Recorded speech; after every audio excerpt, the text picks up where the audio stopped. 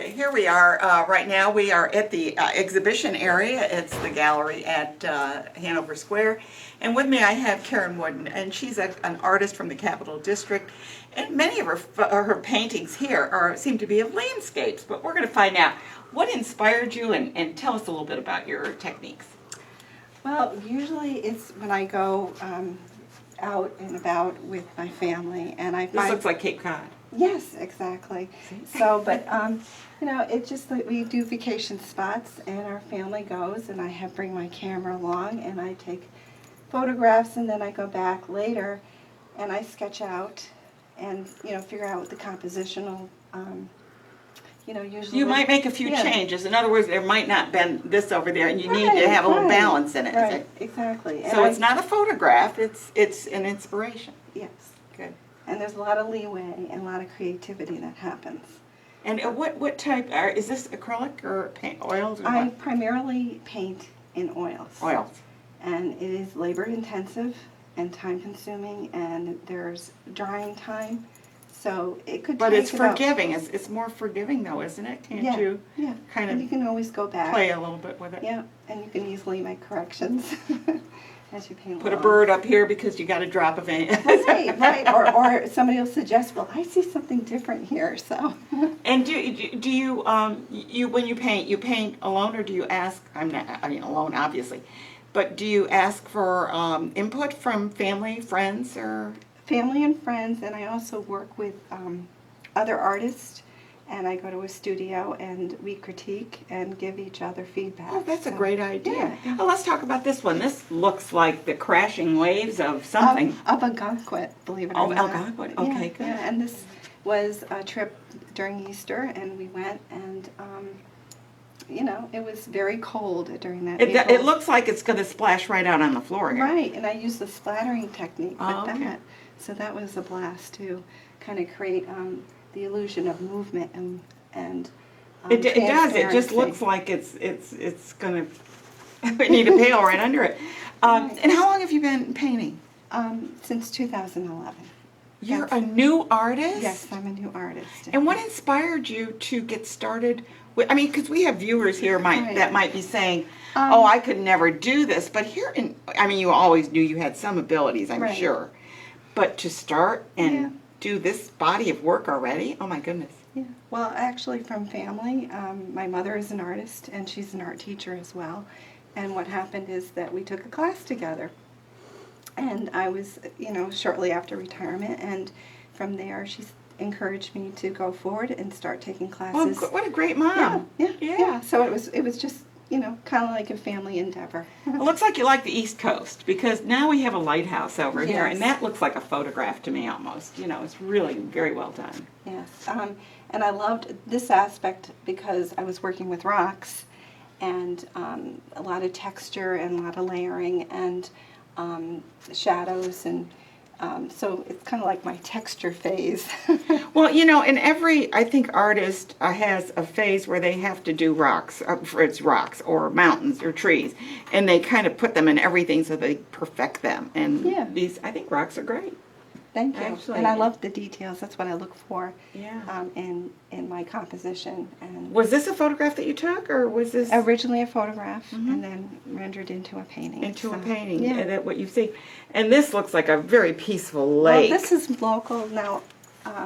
Now we're moving into the capital region. Okay, of course, that's where you're Of from. the Adirondacks, Yeah. and this is Moreau. This could be any lake, and It could.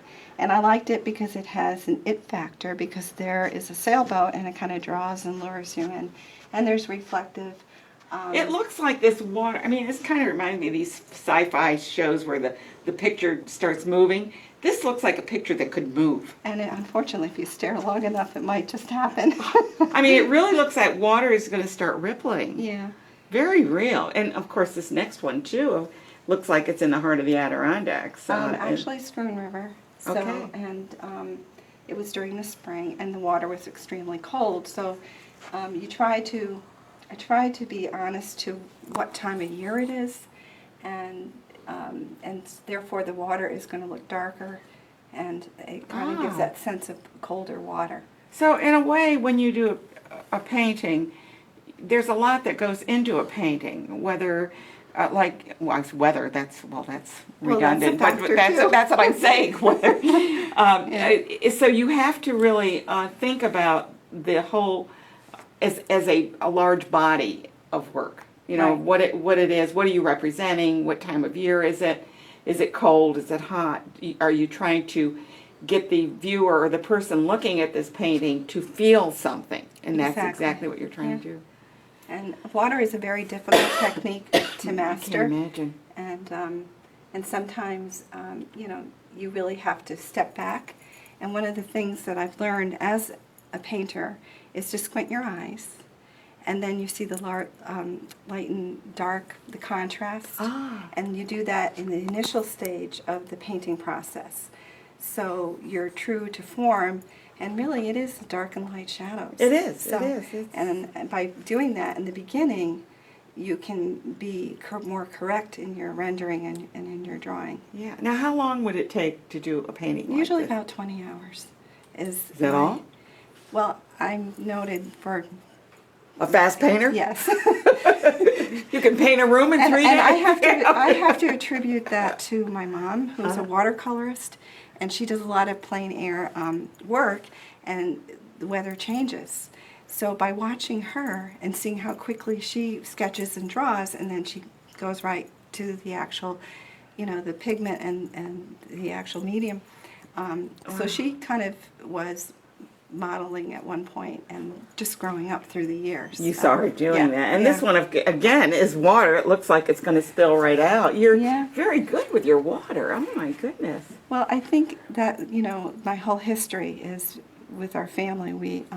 We're familiar with fishing and going out and to the lakes and streams.